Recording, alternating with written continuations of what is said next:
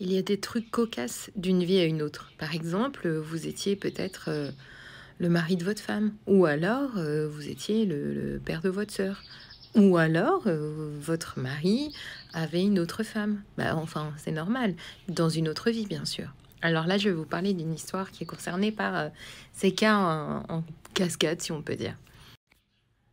J'ai un couple qui vient me consulter de temps en temps et un jour, la femme me dit tiens, on aimerait savoir si tu peux nous voir le lien qu'il y a entre mon mari et un de ses amis. Donc je lui dis ben, donne-moi le prénom et la date de naissance, puis on va regarder. Donc je lui dis, ben écoute, cette amie, dans une autre vie, c'était son épouse et c'était quelqu'un d'un peu possessif, voire jalouse, pas jalouse, mais plutôt possessive, qui voulait toujours savoir où il est, qui était très tactile, qui avait vraiment une grosse proximité et une très très bonne entente entre eux. Alors là, elle me dit, ben ça m'étonne pas.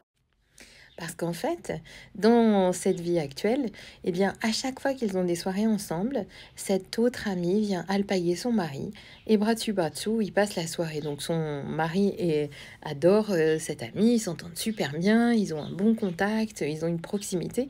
Mais c'est vrai que son ami a un comportement très possessif.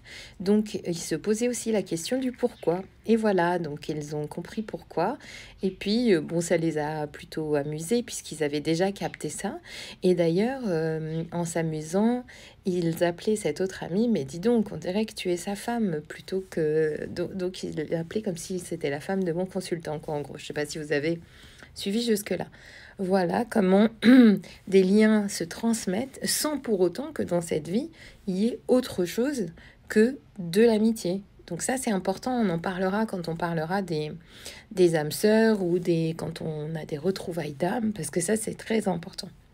Voilà. Alors, est-ce que ça vous inspire? Et puis, est-ce que vous avez déjà eu une expérience de ce type?